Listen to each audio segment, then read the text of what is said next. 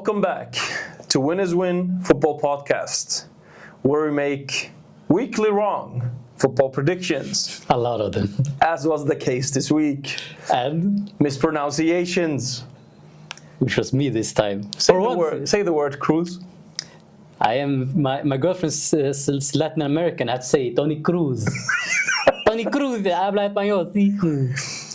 Unfortunately, it's Tony Cruz. Tony Cruz. Man, I ain't got time for that.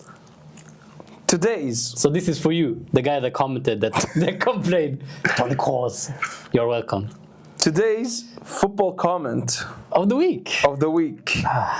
There are so many To choose from. Where do we start? One of them is, if Barcelona wins their 6th UCL title, they will surpass Lucas Vázquez. Yeah, that's the one. That's the one? Yes, stay with it. Lord Vázquez has finally been dethroned. He lost his crown. Barça might get it. The second football comment of the week, There we go. by Patrice Evra. It's an old one. You can't use an old one. It still works. It still works. Evra said the following: Watching Arsenal is like watching Netflix. There is always the next season. You just wait for the next season. You know what? When me and my friends, when we watched the game and we were complaining, Yeah. we were calling us next season FC, Ball FC, Netflix FC. Uphill FC. You know, we have those nicknames where we call ourselves, so it's okay. Let's stop. Tough shit. Tough.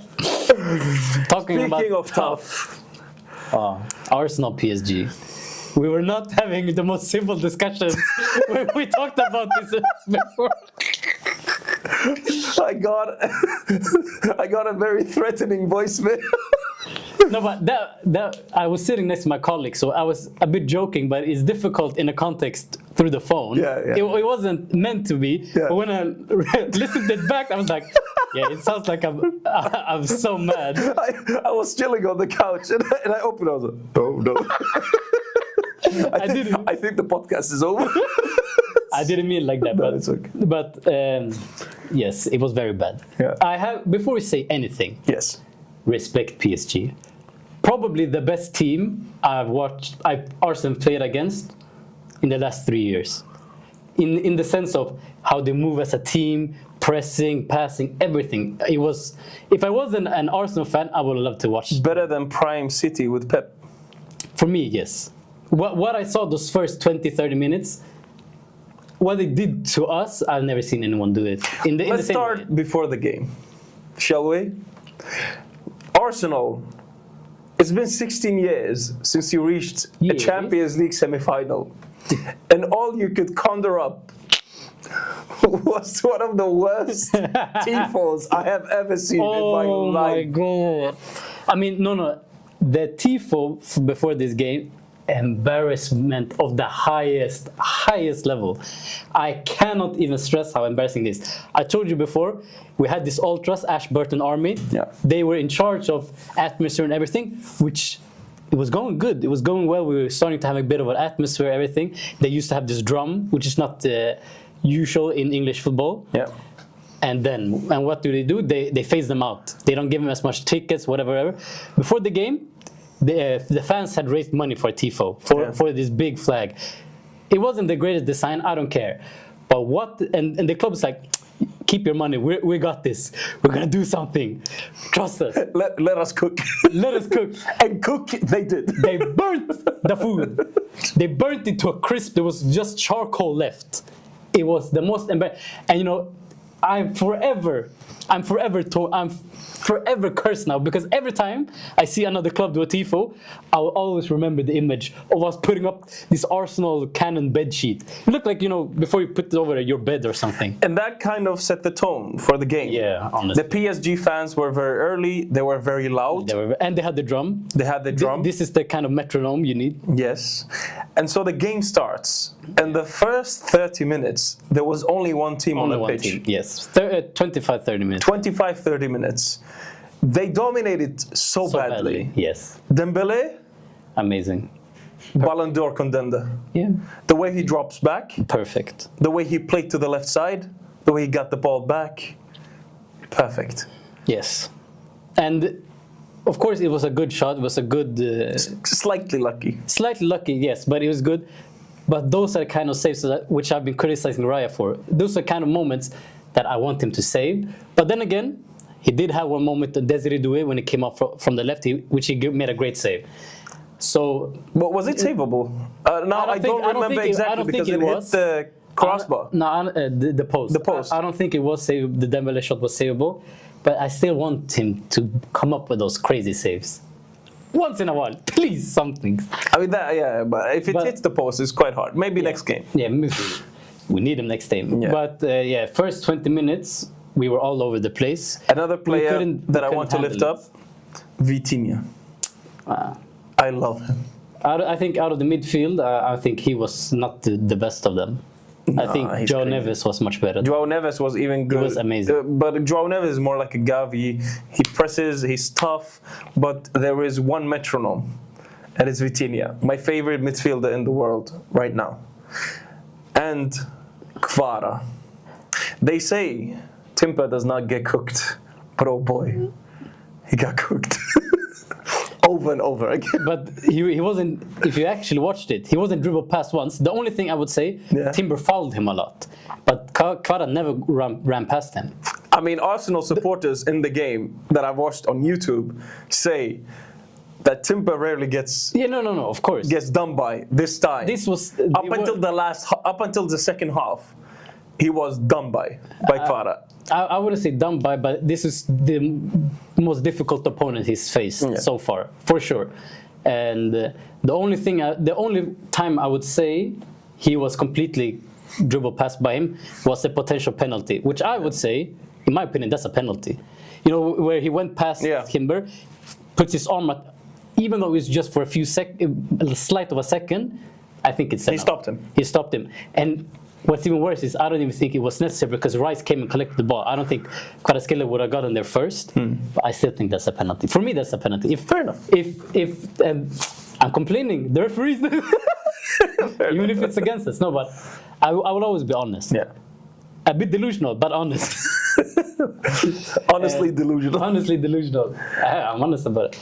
No, but for me, I have to say, regardless, great PSG team, but I'm still have to praise this club, these players, because like Arteta spoke about earlier, 7 key players injured. So many players this season has been injured, and we are still barely second place in the Premier League. We still reached a semi-final of the Champions League in this kind of season where we have had so many injuries, where there have been so many things against us. So I still have to say, well done to these players. I'm still gonna say, still appreciate them for what they've done, but now it's time to step up. And I think for me, when I'm thinking about for the next game, we can talk about it later, I still think there's a lot for us to be able to move on and do good things. But for this game, the way they reacted, we were lucky to only be down 1-0, or to lose only 1-0. The same thing could be said for them, that we didn't score a goal. We scored an offside goal, which I don't know if it was offside. Like the image, I couldn't tell who was Merino, who wasn't. Yeah. But it doesn't matter.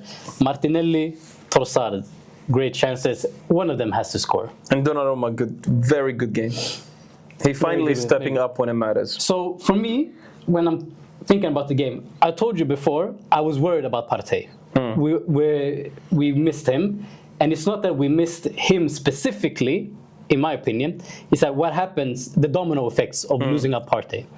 When Partey is not playing, Rice has to drop down from 8 to 6. It's not his optimal position. It depending on game states, but I think in the big games, he's supposed to be an 8. Yeah. And what happens next? Merino drops down from striker to an 8. Not his optimal position. Definitely not in this moment in time, because we need a physical striker up top. And he's been doing well as a striker. And he's been doing extremely well. He scored even in this game, even though it was outside. So my question would be, you saw the PSG press. Yeah. You see how they press. What would you do as a team to get out of that press? Long balls. You either go long, and we go long, who's there? Trossard. No chance. It's over. And that's what happened in the first minute. We tried to go long, Yeah. ran over. Easy. And Marquinhos not even the physical of a center back. Still easy for him to handle. Or number 2 for me, you run through the press. Yeah. And what happens? The players we have that are able to run through the press are Miles and Rice. Rice, when he's a 6, doesn't have the same license to roam, so he can't do it in the same fashion as consistently. It's not. You don't have to prepare that he's going to do it every time. Miles Kelly, he could have done it more. But the 2 times they both did it was the Trossard and Martinelli chance. So that for me, the Partey loss, the domino effects of that, was the biggest impact on this game for us. Not to take away anything from PSG. And Odegaard didn't help. Yeah, Odegaard doesn't help. This is one of the worst games for Odegaard. And this is like, when you see their players, they're not big, they're not physical, they're just tenacious. You know, they run with a lot of. And Odegaard, he's our best presser, one of the best pressers. He has that tenacity in him, but in duels, loses everything. So I don't know. But I don't want to complain too much about him. I'm complaining about enough. He's a good player. It's just when the team evolved, like when we started challenging, we brought Zinchenko and Jesus. They brought the team to the next level. Now the team took another step. They couldn't come with us to the next step. I feel like the same is happening with Odegaard. He's a good player. I think he will do great in most teams in the world, but not at this level. One player that really performed, despite Arsenal not having the best game, Miles Lewis-Kelly. He stopped Desiree Doué. Yeah, Desiree Doué, several times he did his flick and tried to go run. He's like, but nope. He did contribute in midfield, Desiree Doué. He added on to that, but on the right side, Miles Lewis-Kelly stopped him. I think, and Saka also was. There was some stints throughout the game where I think it was quite dangerous, especially the second half of the first half. I think the only players that can come out with their heads high will be Miles Lewis-Kelly, and Saka, Rice and Raya, I think. Yeah. Those are the only 4. The rest of them, much better, please. Yeah, like this, for me, and you know what I've said before. Yeah. When it really matters, that's when you have a problem. Yeah. This time you did not step up. Sure. Because now, without, of course, the loss of Partey and the domino effect, this is the same team that dominated Madrid over 2 games. Yeah. We are shit this season, but you can still see the differences of performance. Yeah. So for me, this was more of an underperforming Arsenal and a normally performing PSG. And that's, for me, when I go into the preview and thinking about it, that's the thing that giving me hope. We can't have a worse game than this, I think. I think there's a lot of improvements coming for us with the reverse domino effect now, with Partey coming back. And I think PSG will have a similar kind of game. So I think it will be much even this game. But this was supposed to be the chance, the game where we took a chance and take a slight lead with us to the home advantage. You should have taken it with you. But how do you think Arteta? How do you judge Arteta's performance in the last game, and how do you think he has managed the loss so far? After the PSG game, how do you think he managed the whole game? I think that, of course, we spoke about it a bit earlier. Like, he might have prepared wrong in the sense of how we approached the game in the first 20 minutes because we were completely run over. Like, could we have tinkered something differently, giving us a tactical advantage? I guess so. But I still think, like, coming back to the same things, the injuries we had, the personnel that we're missing, I'm still happy with what he's achieved so far. And the being able to see the game for, okay, we're being completely run over, we have to change something. And technically he did, and we gained some control and momentum after that, I feel like. So I will never, so far I have a hard time seeing me saying Arteta is the problem of this club. I think there's a lot of other people in this club that are the problem first. I think he is the latest of that. And here comes the criticism. No, I'm not going to say anything now. You can say it. No, nothing now. There is a second game. It's still half-time, like Arteta said. Yeah. But it's a big if you lose, I want you to promise in front of the camera. What? You gotta give me 5 minutes of monologue about Arteta. Here you have the camera.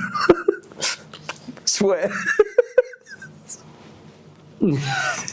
Yeah, go ahead, take. You got the 5 minutes. So After the second leg, on Thursday, if you win, you have 5 minutes of monologue about how great Arteta is. Sure. So we're gonna do a bit. I guess we've done some preview, but we can go into the game. Your predictions for the game? The next game. The next game, the second leg of Arsenal Paris. We win Saint-Germain. 1-0 and then goes to penalties. Okay. And then I have no idea who's gonna go through. Rai is not that good at penalties. We are kind of cursed when it comes to penalties. If it goes to penalty, I think we'll lose. Honestly. I think it will be 1-1. So PSG go through. PSG go through. We'll see. I think, like I said, PSG they will perform at the same level. We, I think, will take it up a level because we have the best team available now. Not the best of our team, but still. It just depends.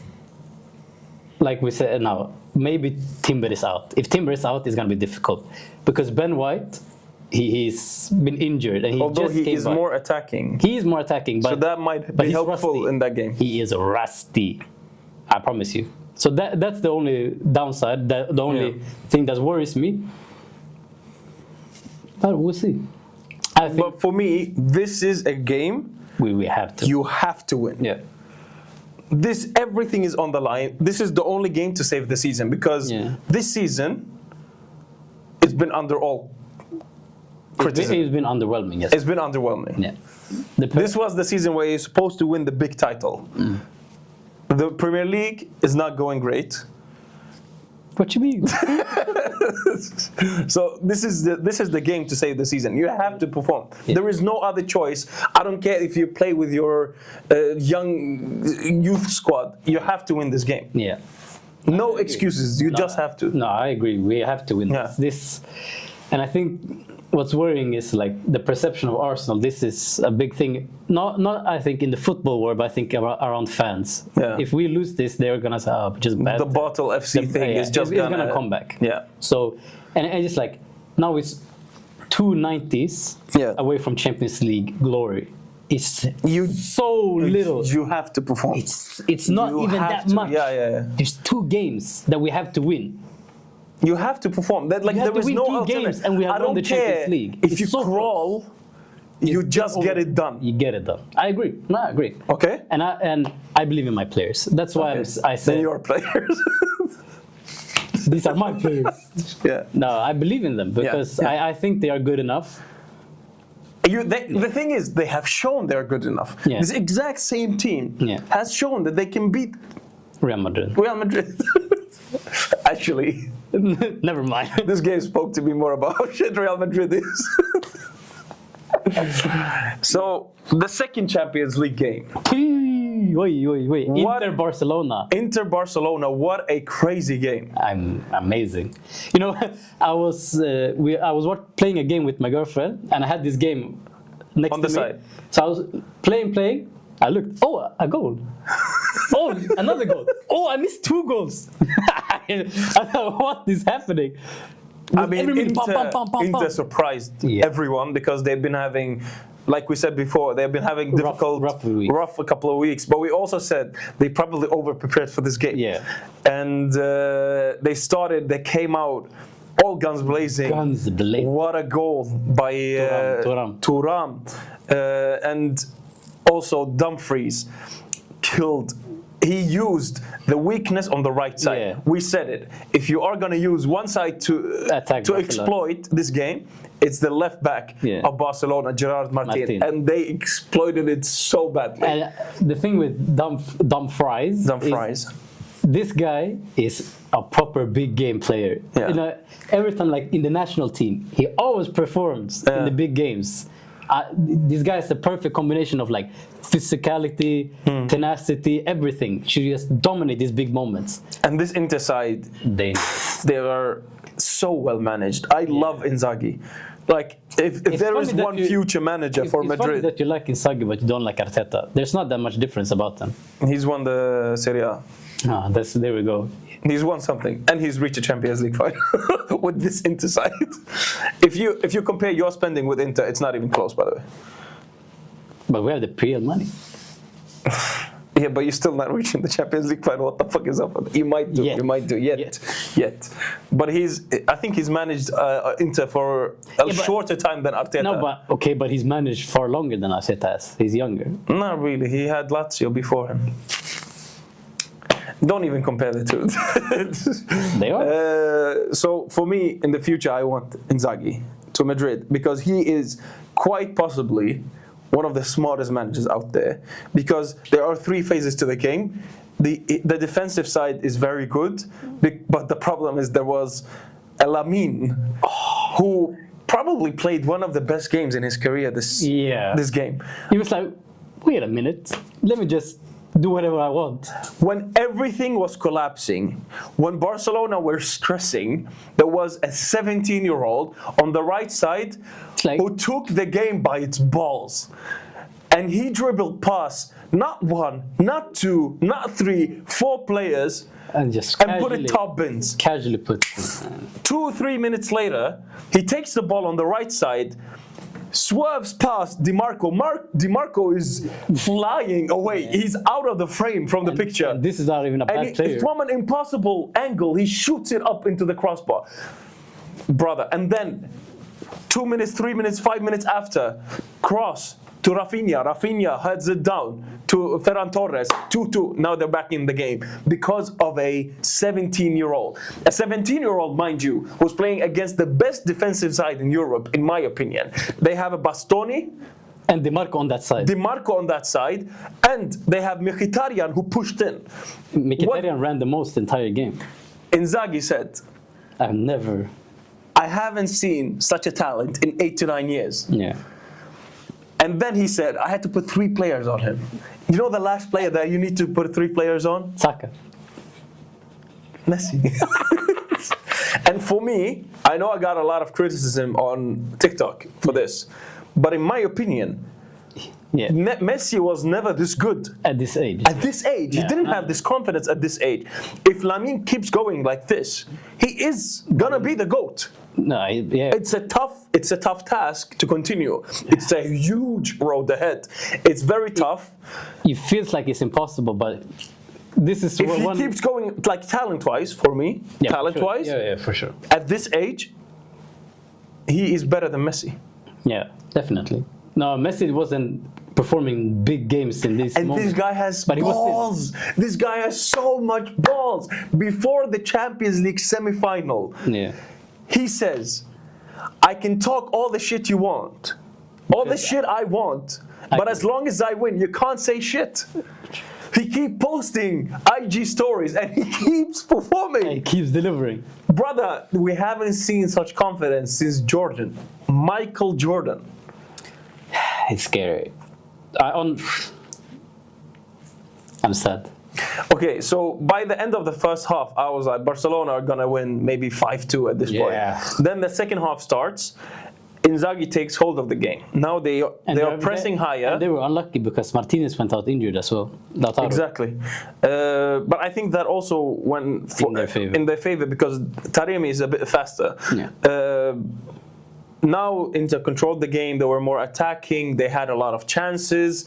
There was a handball in a counter that Inigo Martinez had. Nothing said about that. And then Dumfries scores again. Unbelievable. And then Barcelona responds. Rafinha with the craziest shot. Brother, that was a rocket. Like, I, a big Rafinha critic, not a critic. Hater. Hater, yes. I just don't believe he should win the Ballon d'Or when you have this Lamine and Pedri in the same team. Especially this game proved that Lamine should be the Ballon d'Or contender. So, but what a rocket. And Lamine also, like, kind of assisted it. Yeah, by jumping over. Jumping over, it's still a good... Neat thinking. And so now it's 3-3. Stop this Lamine sucking, man. Mkhitaryan scored a goal, but he was offside by a toe. I think if you toe. these nails, I'm sorry, it's not allowed. But the thing, How can you see that a toe? By the way, it's millimeters we're talking about here, maybe a centimeter. There is no way you can count it with a line from a long camera.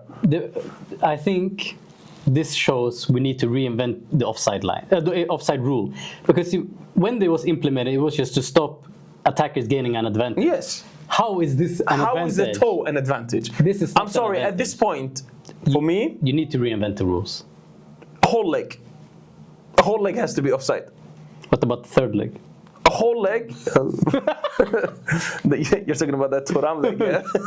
The Dumfries leg. What do you think on the black players? I mean, it's a compliment. No, but I think I agree. They have to reinvent the Wenger proposed the offside rule. You know what he said? As long as any body part that you can score a goal with is onside, you're onside. So let's say my entire body is offside, but my foot is onside. I'm good. I agree. Because then, and I think you would need something like that because it promotes a more attacking football, more goals. Yeah. You need that. I think you need that in football. It's ridiculous, this current format. Yeah, especially the offside ones. I think we have to do something about it because those kind of decisions ruins the game. We cannot let Barca win. They've already started it. But I have another question for Lamine. Yes. Do you think the current record for youngest Ballon d'Or winner is Ronaldo Nazario? I think it was 21. Do you think Lamine will win it before? Easily. Yes. 4 years. 3-4 years. Easy. If not this year, next year. Yeah. If not next year, year after. Yeah. He's probably going to win the World Cup before he's 20. Another question then about it. The thing that kept Messi going was not winning the World Cup. Yeah. If Lamine wins the World Cup, do you think he will become like, I've completed football? It won't be the same motivation anymore. Could be, but this guy is, like I said, a freak, yeah. I'm sorry, mentally, I haven't seen a football player like this. So the closest comparison that I can make is Michael Jordan. Yeah. Only Michael Jordan, not even this young, but only Michael Jordan dominated his sport at this age. But he was 20, maybe even older. This guy and the personality of the Michael Jordan. So I don't know. There's something not alien. There's something not normal with this guy. And last but not least, predictions for Barca. Inter Barça, second leg, San Siro. I predicted that I think Inter would win at San Siro before the game. Yeah, but before all the games. I still think Barca will win. 2-1. Or like by 1 goal. Probably, yeah. I mean, but they struggled away from home this season, Barcelona. I mean, at Dortmund, they was lucky to not. This reminds me of the semi-final of the Copa del Rey, Barcelona Atletico. Yeah. They drew at home, and then they went on to dominate away from home, and they won 1-0. So I still predict Barca. I will never bet against Barca again this season. You're so tired of it. I'm so tired. I said it before. Just getting your hopes up. I said it before and I'll say it again. Barca are winning the treble. I don't care how. I don't care who scores. You've said it. They are winning the treble. Yeah, Barca go through. I don't care how much. They might win 8-7, I don't know, but they go through. So, final predictions for the Champions League semi-finals 2025. Arsenal PSG. I say 1-1 PSG go through. You say? Arsenal go through. I don't know how, but somehow. Either penalties or 2-0. Barcelona Inter. Second leg. Barca go through. Barca go through. So Champions League final for me, Arsenal Barcelona. And Malcolm promised that I would get a 5-minute monologue if Arsenal lose the second leg against PSG. You've been waiting for this. Ciao.